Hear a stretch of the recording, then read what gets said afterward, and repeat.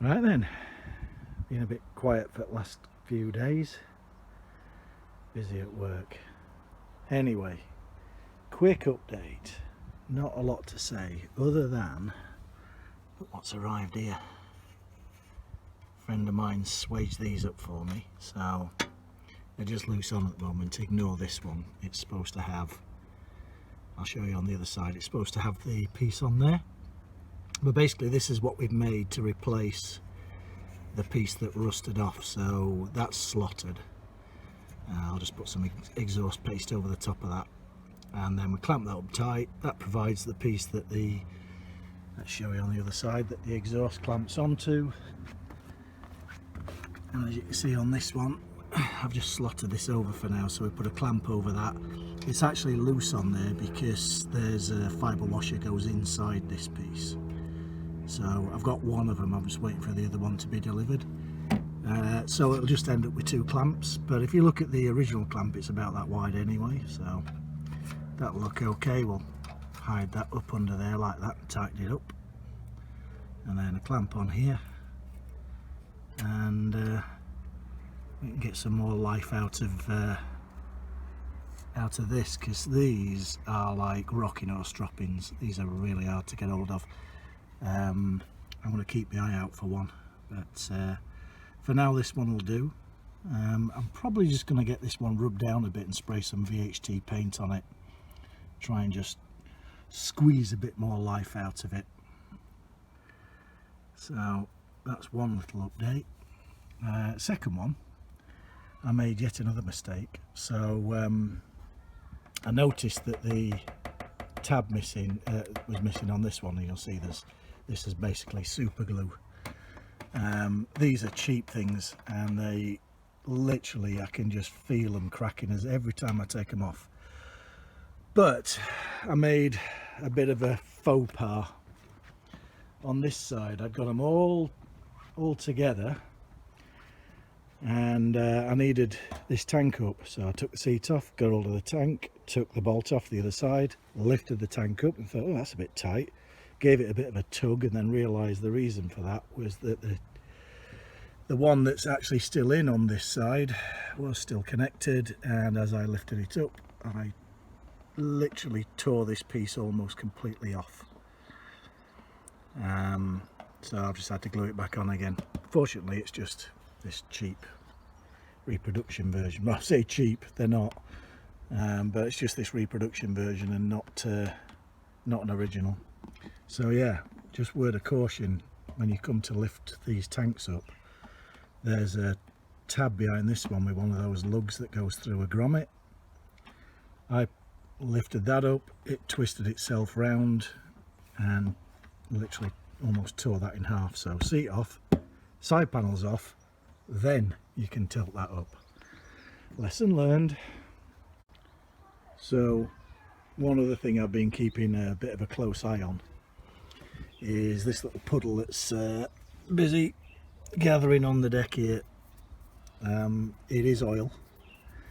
I was utterly convinced. So sitting down here is the drain for the differential, and I kept getting, if I put my finger underneath it, it's very slow, but I kept getting, you know, sort of a wet piece there, plus this gathering on the deck, and I was convinced that it was this drain plug that's leaking. However, I was taking this cover off and noticed that it was all wet around here, and I looked up and it was really wet around here, and that could only come from one place. I think these are leaking. I think they're both leaking, and I think that all of that on the deck down there is coming from these things. Now, I don't know anything about these other than they're cheap. Brand new, they're about £50 a pair, and if they've got no oil left in them and I try to ride it, it's going to be like riding a kangaroo, because these are just going to bounce. So I'm going to start looking for some original ones.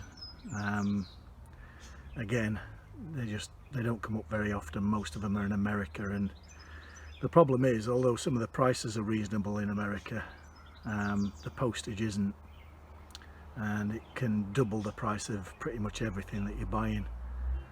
So I'll have a look. I mean, worst case scenario, I'll buy a new pair of these. They obviously worked for a while because you got them on there, but yeah, I think they may be dead.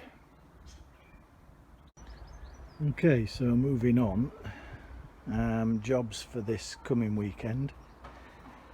I'm hoping my friend's going to be around this weekend that can snip me this off and TIG weld it onto the other right hand exhaust that I've got. That should then, with the, once I get the pack in for both sides, I've got one of them, just waiting for the other one to arrive, should be here tomorrow I hope. Then I can get the exhaust clamped on, and that's them resolved. Just leaving the hole in the frame that I need to get sorted. That might be this weekend as well, might be being a bit hopeful.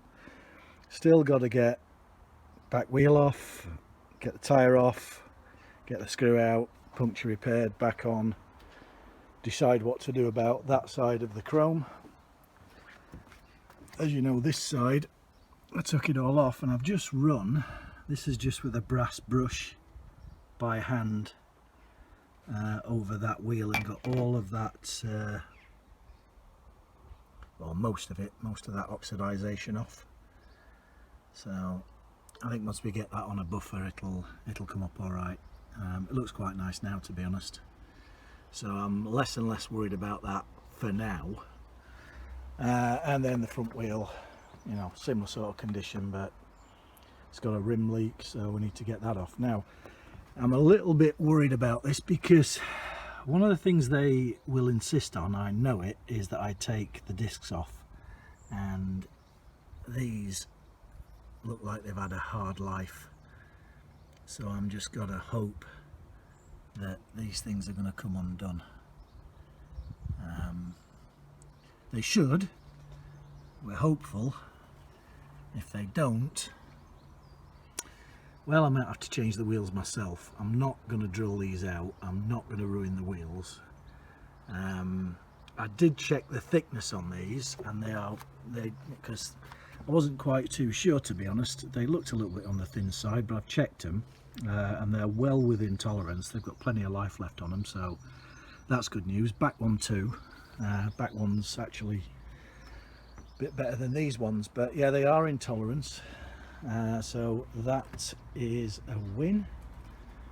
And yeah, soon, I think the next thing I'm really waiting for is I want to get these exhausts on so that I can run this engine up and get it up to temperature and see what's going to happen. There's a thermostat behind here that I'm just kind of crossing my fingers with at the moment. It might come off, it might not come off. I mean, it might open, it might not open, but we'll see.